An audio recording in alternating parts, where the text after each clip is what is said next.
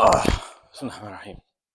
أم تريدون أن تسألوا رسولكم كما سئل موسى من قبل ومن يتبدل الكفر بالإيمان فقد ضل سواء السبيل ود كثير من أهل الكتاب لو يردونكم من بعد إيمانكم كفارا حسدا من بعد أنفسهم من بعد ما تبين لهم الحق فاعفوا واصفحوا حتى يأتي الله بأمره إن الله على كل شيء قدير.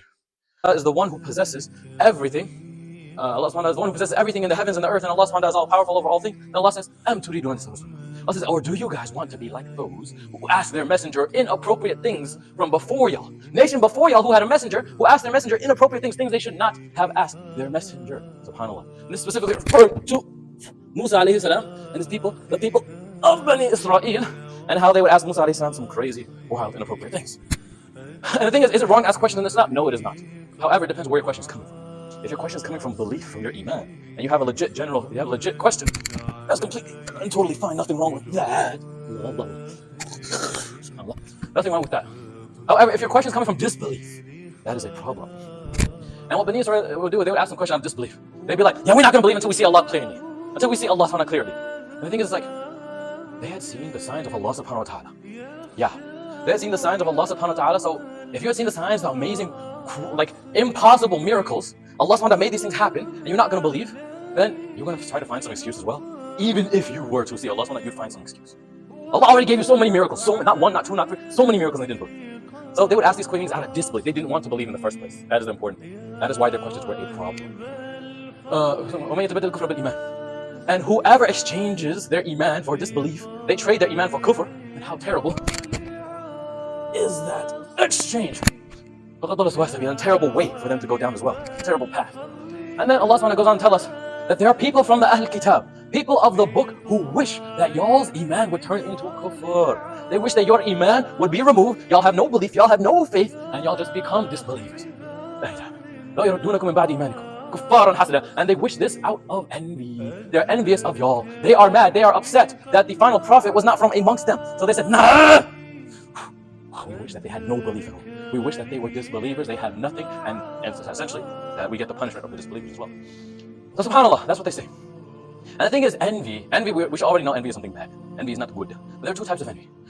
The first type, or actually the first level of envy is when you just start to be infatuated with what other people have. You see what other people got, be like, oh, I like. It's just a level of infatuation. You're like, oh, I like his car. Or if you're a man and you see someone else's wife, you'd be like, that's a beautiful woman right there. Okay, we didn't do anything too crazy yet. Or if you're a woman, you see someone's husband, be like, he's really good to his wife. Yeah, he's a good man right there. Okay, but the second level of it is you start to say, nah, I want his car. Nah, that car gonna be mine. And sometimes you even start to take, if you start thinking like that, you can also start taking these steps to bring that goal of taking that person's blessing into fruition. Taking his car, if you're a man, taking his wife, if you're a woman, taking her husband. And for the woman, we're not talking about like, oh, both of y'all are married to the same husband.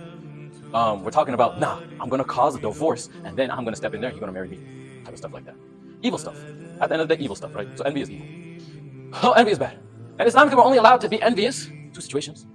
When there's someone who knows more Quran than you, and they are living by it, and they're reciting it in their salah, and day and night, and all that stuff, you be envious of this person. Other situation is when there's somebody who is blessed with riches. Wow, we're blessed with riches, and they utilize those riches fi sabilillah. They're giving to the poor within their family, supporting those in need, the orphans. They are building masajid, they're building wells.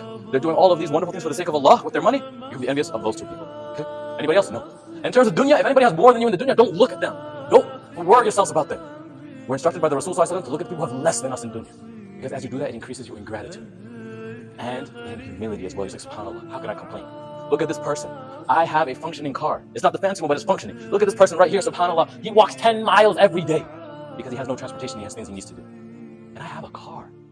SubhanAllah, Allah forgive us. But then Allah tells us, how do we deal with those people who do those evil things, right? Who want that evil, envy, and all not toward us. They're basically haters. Allah tells us, fa'fu wasfahu. So forgive. Oh, I was trying to land that. So forgive, like pardon, as if they did not do anything to you in the first place. And wasfahu, turn the blank page. Like really, like it never. Until Allah subhanahu wa ta'ala sends His command, His order, and Allah is powerful, most powerful of all things.